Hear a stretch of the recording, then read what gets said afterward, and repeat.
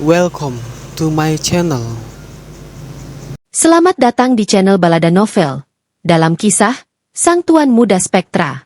Kisah Sang Tuan Muda Spektra seri 2. Semua karena aku tidak punya pencapaian apapun. Semua karena aku dianggap menantu yang tidak berguna.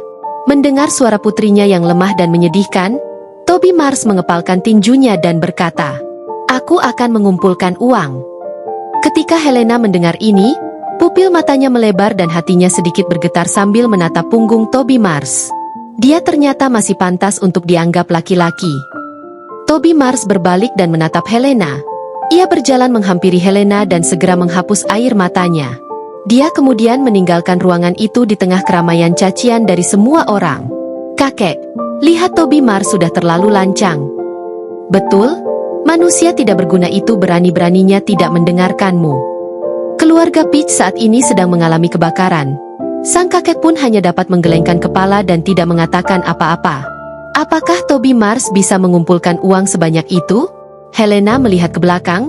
Sambil menyaksikan kepergian Toby Mars, dia merasa sangat tidak berdaya saat ini. Meskipun Helena adalah cucu dari keluarga Peach, tapi semua keuangan berada di tangan ibunya. Ditambah lagi, ini adalah perintah dari kakeknya. Walaupun memiliki sedikit tabungan, tetap saja dia tidak dapat menggunakannya untuk hal ini. Toby dan Barry berdiri di depan pintu bar. Barry yang memiliki sosok tinggi dan kurus, menyerahkan uang 1 miliar yang telah diambil dan masukkan ke dalam tas kepada Toby Mars. "Ambil dulu, jangan khawatir tentang bagaimana cara mengembalikannya padaku." Toby mengambil tas tersebut, air mata yang tidak terbendung tumpah dan berkata dengan penuh terima kasih, "Barry, aku akan membayar ini semua sesegera mungkin." "Hei, apa yang kau bicarakan? Kau pikir aku ini siapa?" Barry menepuk bahu Toby Mars dan tersenyum. "Barry, jika kau berani meminjamkan uang kepadanya, jangan harap aku mau menikah denganmu." Tiba-tiba terdengar suara dari jauh datang seorang wanita berpakaian indah, dan membawa tas datang dengan agresif. Dan tiba-tiba wanita itu menampar Toby Mars. Menunjuk ke hidungnya sambil mengutuk. "Hai Toby, kau benar-benar tidak tahu malu. Sudah berapa kali kamu meninjam uang Barry? Tidak tahu diri kau? Harusnya malu pada dirimu sendiri." "Ava, apa yang kau lakukan?" Dengan panik Barry menarik Ava Hills. Wanita ini adalah pacar Barry. Sekilas dia memiliki wajah yang cantik dan sosok yang baik, tapi sayang dia memiliki kepribadian yang arogan dan angkuh. "Apa yang kulakukan? Barry, aku memperingatkanmu. Jika kau berani meminjamkan uang ini padanya, jangan harap aku akan menikah denganmu." Ava Hills mengibaskan tangannya kepada Barry, dagunya terangkat tinggi, tangannya melingkari dadanya. Ini memang sifat alami dari Ava. Tiba-tiba banyak orang sudah mengelilingi depan pintu. Barry berusaha menjelaskan keadaan yang terjadi. "Ava, Mia dirawat di rumah sakit karena leukemia dan sangat membutuhkan uang." "Bocah itu, siapa yang peduli? Dia hanya membuang-buang uang untuk bocah yang bahkan tidak bisa mengakuinya sebagai ayah. Untuk apa kau terus membantunya?" Ava Hills berbicara dengan sangat kasarnya. Toby meremas tas berisi uang yang dia pegang beberapa saat sebelum mengendurkannya, lalu memberikan tas itu kembali kepada Barry sambil tersenyum. "Terima kasih Barry, aku tidak perlu ini, aku akan minum anggur di pesta pernikahanmu nanti." Setelah mengembalikan tas berisi uang itu, Toby Mars berbalik dan langsung pergi.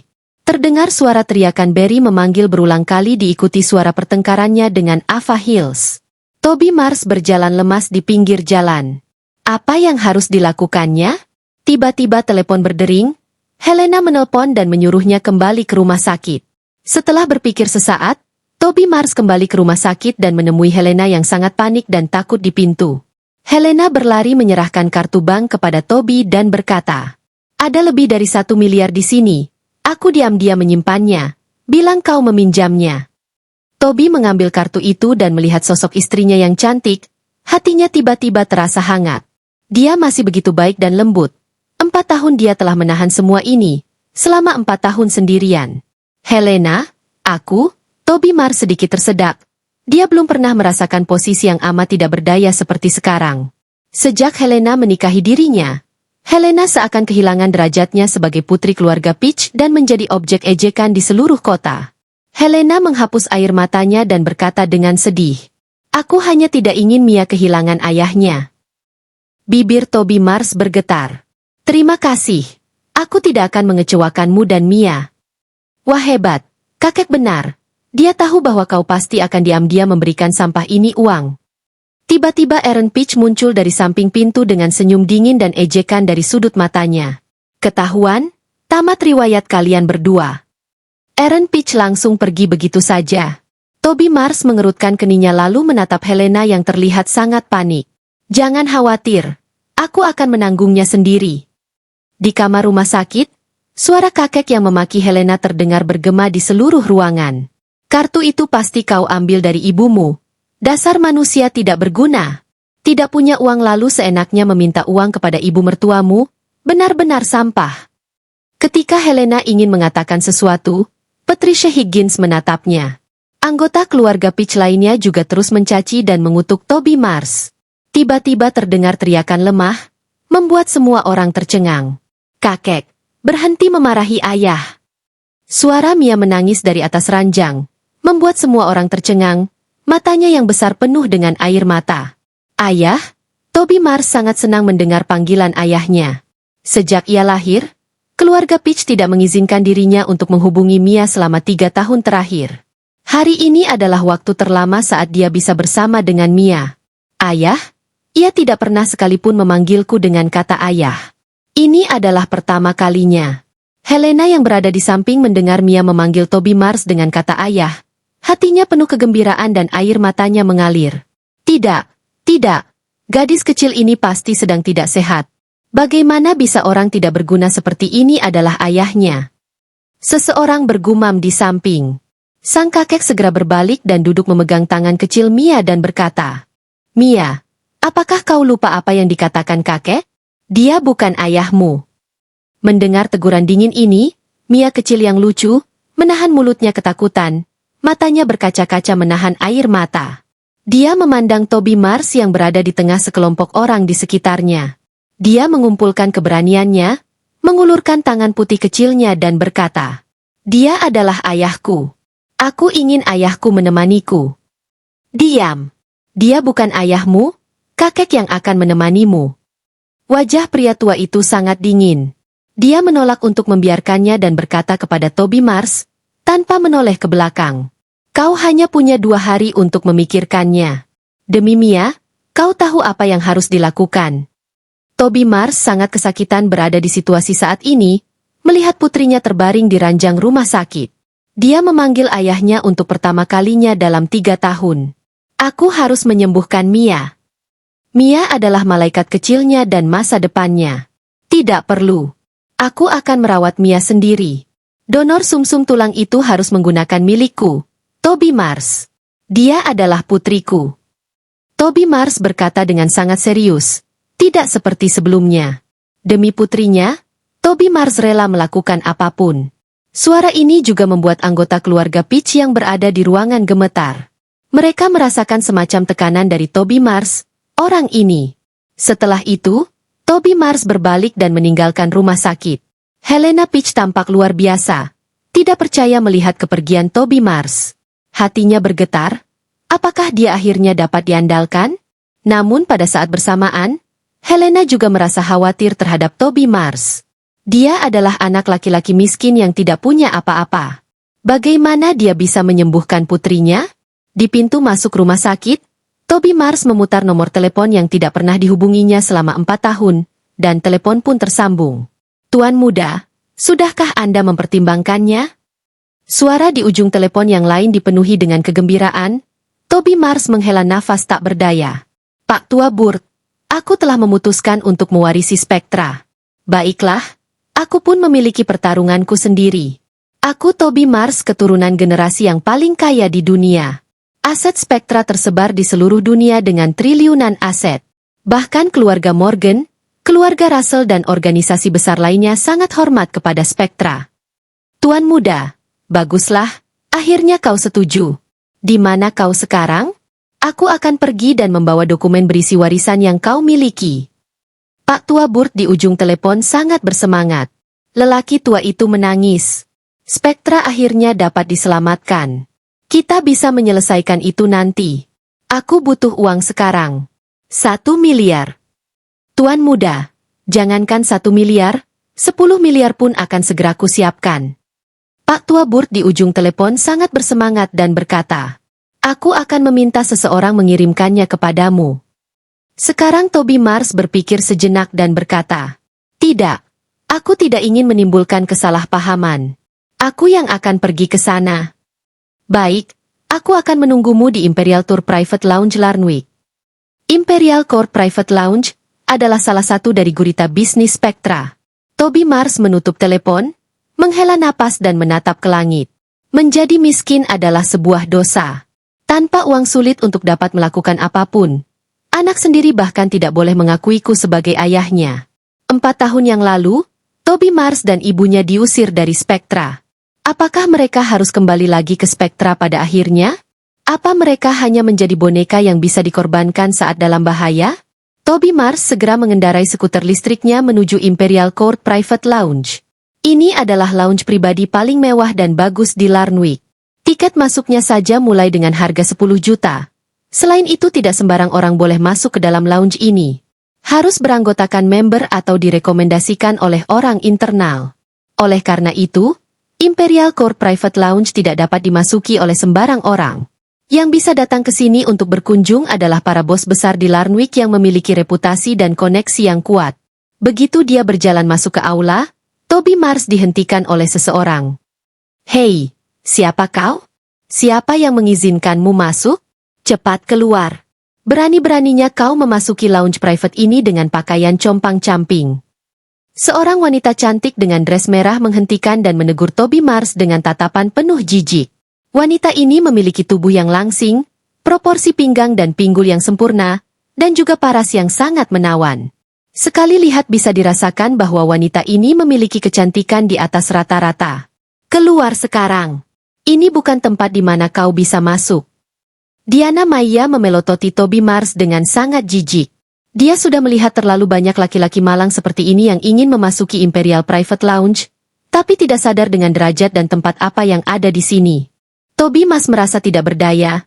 Dia menunduk tersenyum sedikit dan berkata, maaf, aku punya janji dengan seseorang. Ketika Diana Maya mendengar ini, ekspresi wajahnya sangat tidak wajar. Dia berteriak dengan jijik dan sangat kencang. Bocah compang-camping macam kau, apa bisa berkencan dengan seseorang di Imperial Private Lounge kami? Jangan bercanda. Pergi sana. Jangan menghalangi bisnis kami.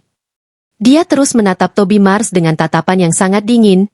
Ejekan di matanya sangat terasa mengintimidasi. Toby Mars mengerutkan alisnya dan masih berbicara dengan sopan. Aku benar-benar punya janji. Aku punya masalah mendesak, jadi tolong biarkan aku lewat. Setelah itu Toby Mars melangkah dan berjalan menuju aula utama. Diana Maya segera mengikuti dan menarik baju Toby Mars. Kau sepertinya salah tempat. Di sini adalah Imperial Private Lounge. Orang-orang yang datang ke sini semuanya adalah orang kaya dan terpandang. Sedangkan kau, apa yang bisa diharapkan darimu? Apakah bisa kau membuat janji dengan bos besar seperti itu? Dia benar-benar marah. Orang sampah macam apa yang berani masuk tanpa izin ke Imperial Private Lounge di sini? Apa dia cari mati? Toby Mars hanya bisa terdiam mendengar ucapan wanita itu. Saat dia ingin menjelaskan lebih lanjut, tiba-tiba terdengar suara dari samping. Ada apa? Berisik sekali, para tamu jadi merasa terganggu. Seorang pria berusia 30-an menghampiri, dia mengenakan setelan kotak-kotak hitam yang dijahit rapi, dengan lencana manajer disematkan di dadanya. Dengan punggung besar yang mengkilap dan kacamata berbingkai emas, dia tampak seperti seorang elit. Manajer Brown, tepat sekali kau datang, orang ini masuk tanpa izin ke Imperial Private Lounge. Diana Maya segera menghentakkan kakinya dengan genit. Dengan hentakan ini, orang yang melihatnya bisa merasa tergoda dengan keindahan kakinya dan membangkitkan imajinasi. Manajer Brown mengerutkan kening, melepas kacamata berbingkai emasnya. Melihat dari atas sampai bawah sosok Toby Mars yang mengenakan pakaian biasa dan berkata dengan dingin, maaf, ini adalah klub pribadi. Semua yang di sini adalah anggota. Aku tidak pernah melihatmu di sini sebelumnya. Silahkan Anda pergi dari sini. Manajer Brown berbicara cukup sopan dan tidak banyak berbicara. Sebenarnya alasan utamanya, karena dia sama sekali tidak menyukai Toby Mars, jadi dia secara alami tidak ingin banyak bicara. Melihat Toby Mars masih berdiri di sini, Diana Maya menunjuk hidungnya dan menatap. Kenapa kau masih tidak pergi? Apa aku harus meminta satpam untuk mengusirmu? Wajah Toby Mars menjadi memerah karena kesal. Dia mencari seseorang. Kenapa dia harus menjadi bahan makian seperti ini di sini? Apakah karena dicap sebagai orang miskin?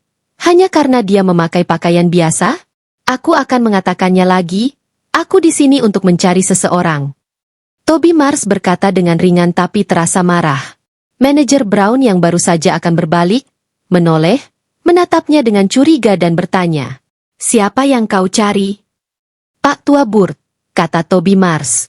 Tiba-tiba manajer menggelengkan kepalanya sambil tersenyum dan bertanya, "Apakah kau mencari Pak Tua Burt?" "Pak Burt, dia adalah orang yang berada di balik layar di sini. Dia tidak pernah datang ke sini dalam beberapa tahun terakhir. Hari ini adalah pertama kalinya lagi dia datang ke sini. Aku mendengar bahwa dia sedang menunggu tamu terhormat. Mungkinkah itu pria yang ada di depanku ini?" Diana Maya di samping juga mengejek dan berkata, "Manajer Brown, orang ini hanyalah kalangan bawah. Aku akan meminta 2 orang untuk datang dan mengusirnya." Manajer Brown tidak ingin melakukan ini, tetapi dia mengangguk dan berkata, "Tangani dengan bersih dan jangan menimbulkan kesalahpahaman kepada tamu lainnya." "Bagaimana Tuan Burt bisa mengenal orang miskin seperti itu?" "Baik Manajer Brown, saya mengerti." Diana Maya merasa menang dan tersenyum licik seperti seekor rubah. Dia kemudian menoleh menatap Toby Mars dengan tatapan tajam, mengangkat telepon di tangannya dan menghubungi Departemen Keamanan. "Aku butuh 2 orang ke sini. Seseorang membuat masalah." Tidak ada penjaga keamanan di pintu depan Imperial Private Lounge. Karena tidak ada yang berani membuat masalah di sini, yang keluar masuk semuanya adalah tokoh besar di Larnwick dan orang penting dari kota lain. Tidak ada yang berani membuat kekacauan di sini. Siapa yang begitu lancang dan berani membuat masalah di Imperial Private Lounge ini? Telepon ditutup. Diana Maya meletakkan tangannya di pinggul. Sepasang mata tajam terus menatap Toby Mars dengan mengejek berkata, "Dasar bodoh, tamat riwayatmu." Toby Mars sudah tidak tahu apa yang harus dilakukannya lagi.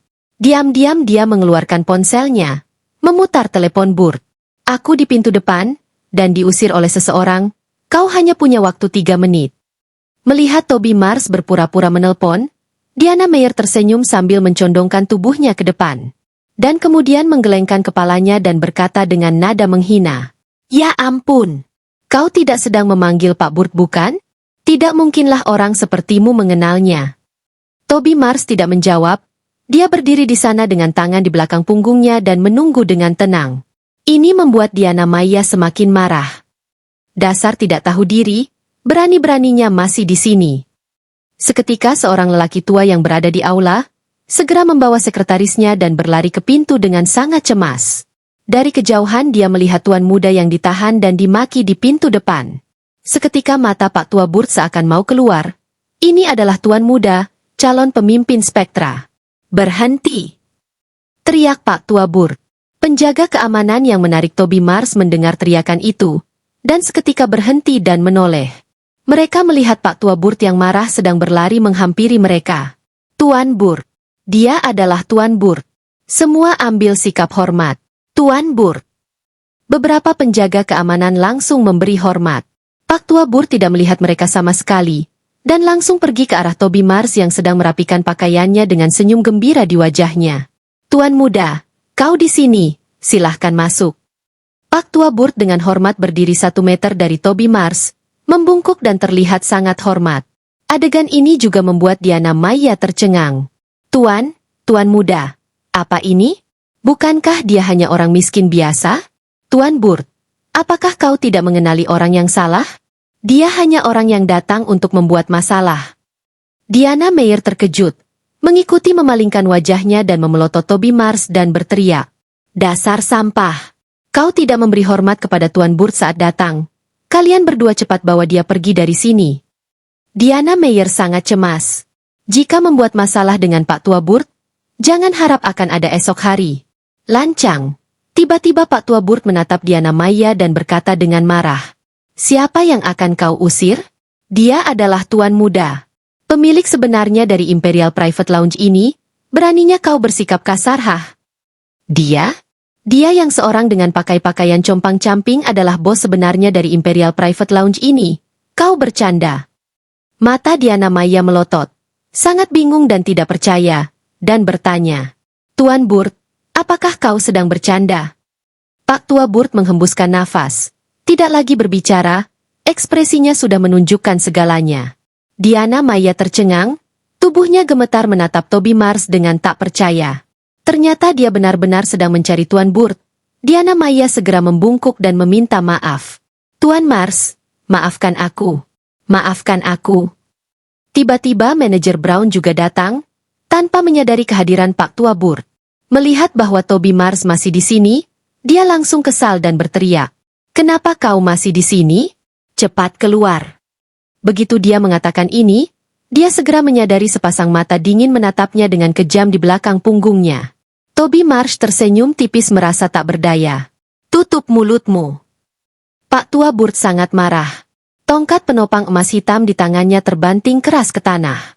Tuan Burt, kenapa kau di sini? Manajer Brown baru menyadari kehadiran Pak Tua Burt di belakangnya saat ini, dan dia tersenyum canggung. Pak Tua Burt tidak mengabaikannya sama sekali. Lalu memandang Toby Mars dengan hormat dan bertanya, Tuan muda, apa yang Anda rencanakan? Tuan muda.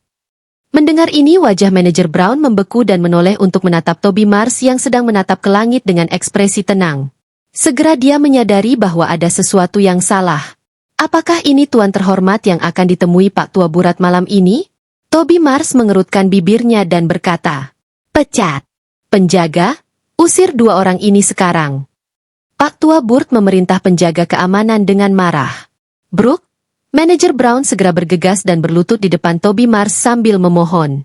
Tuan muda, aku telah berbuat hal tidak sopan padamu, tolong maafkan aku. Aku salah. Manajer Brown bukan orang bodoh. Dia langsung dapat membaca situasi dengan jelas. Pak Tua Burt seorang pria besar misterius begitu hormat dan patuh kepada seorang anak muda di depannya. Dia segera menyadari untuk tidak menilai orang lain dari fisiknya. Seluruh tubuh Diana Maya juga gemetar dan dengan ekspresi panik dan bersalah di wajahnya berkata dengan terbata-bata. Tuan muda, aku salah. Aku tidak pernah berani melakukannya lagi. Mohon maafkan aku kali ini. Namun Toby Mars hanya tersenyum tipis dan melirik ke arah Pak Tua Burt, yang langsung menuju ke beberapa penjaga keamanan dan memerintahkan. Usir mereka. Mulai hari ini tidak akan ada tempat bagi mereka di Larnwick. Tuan muda maafkan kami. Kami salah, kami mohon. Toby Mars dan Pak Tua Burt tidak menghiraukan suara memohon manajer Brown dan Diana Meyer. Mereka langsung berjalan ke dalam ruangan Presiden Suite paling mewah. 10 menit kemudian, Toby Mars keluar dari Imperial Private Lounge dengan uang dalam tas di tangannya.